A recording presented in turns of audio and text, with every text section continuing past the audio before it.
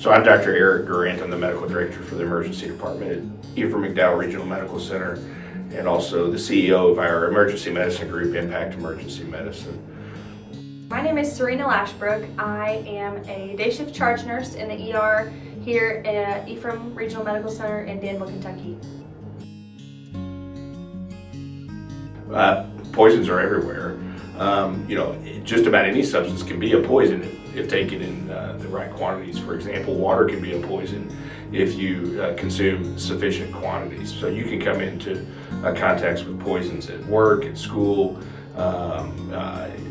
in nature, just about anywhere you can come into contact with poisons or toxins.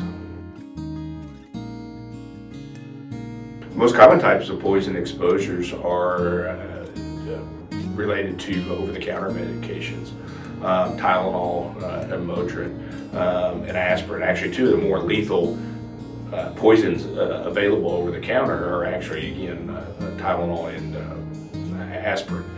These can be actually just as lethal as any other prescribed type medications. The second most common poison would be probably prescription medications or medications from family members that are ingested by children. Other common ones would include substances like carbon monoxide, chlorine in swimming pools, and so forth. The extremes of age are always more susceptible to poisoning. Young children and older adults typically will have more profound and more dramatic reactions to poisons and toxins.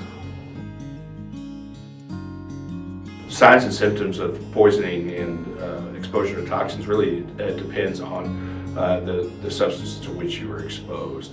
For example, exposure to Tylenol has very little signs and symptoms of toxicity until there's a delayed reaction 48 to 72 hours later. Some other common symptoms you would see with poison, such as carbon monoxide, would be nausea, headache, especially if you're in a house where you notice that multiple members of the household start having similar symptoms, such as nausea, headache. That's an indication of carbon monoxide poisoning. Signs and symptoms to watch for. A big one is altered mental status. If you see that your child or your elderly grandparent is more confused than normal or exhibiting behaviors that are not part of their regular routine, if someone is exhibiting a rash or excessive nausea, vomiting, those are other signs to look out for as well.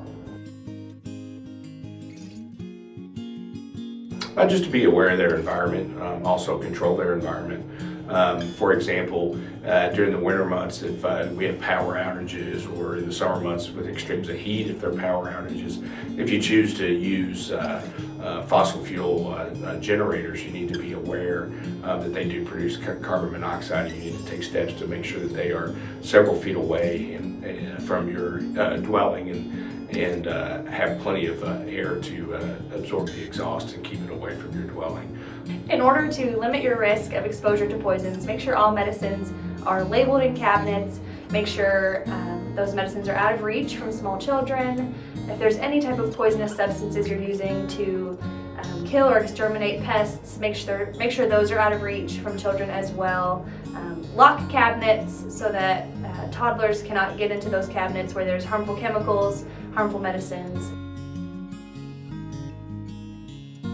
If you think that someone you love or yourself has been poisoned, feel free to call the poison control number at any time. Even if it's non-emergent, they still want to hear from you and they can guide you toward the right resources at that time.